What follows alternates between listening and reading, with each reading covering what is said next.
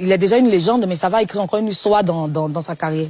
Ouais. Bonjour Afrique Maman. Quand j'ai vu cette annonce, j'ai tout de suite en mémoire l'un de ses passages ici au Laguna Show lors de la CAN.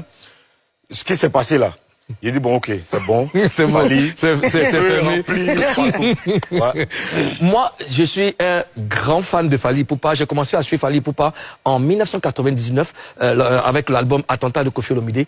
Dès que je l'ai vu, avec son déhanché et sa façon de chanter, je l'ai suivi avec tous les albums, tu vois. Et j'ai acheté son premier album solo en France, à la Fnac, Droit Chemin. Et je l'ai écouté, j'ai tout de suite su que Fally Ipupa, c'est l'ambassadeur de l'Afrique. C'est lui là même qui hausse le drapeau africain, je vais dire ça comme ça. C'est notre représentant et je suis très très fier de lui. Alors, aujourd'hui Afrique Bamba, pour les plus jeunes, je veux que tu nous parles de Fally Ipupa. Alors, je ne peux pas parler de Fally Ipupa là rapidement sans penser à notre collègue Eliane Tapé, qui est la plus grande fan de Fally Ipupa. Voilà.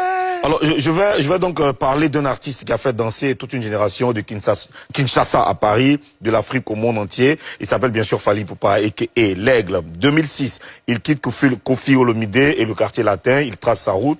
Son premier album, Droit Chemin, explose. Plus de 100 000 ventes en un mois.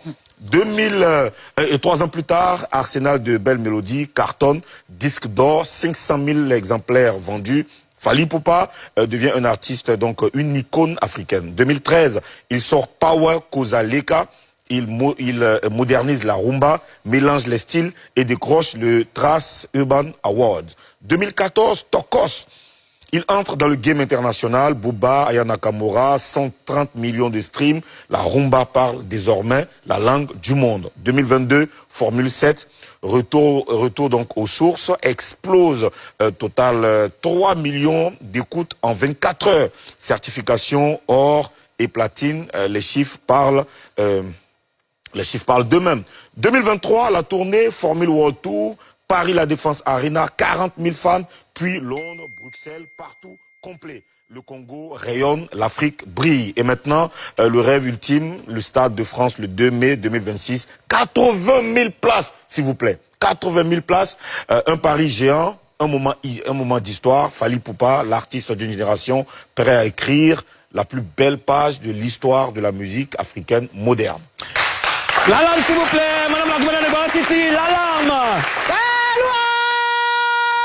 C'est lourd! Alors, c'est une grosse fierté, franchement. Une grosse fierté. Il va gouer. C'est comme Foutou. C'est ça, le premier album. Droit chemin. Droit chemin. Jusqu'à aujourd'hui. Donc, tu vois que les gens vont... Ça te rappelle, t'es attaqué, tombé. Aïe, Ah, Karina Style!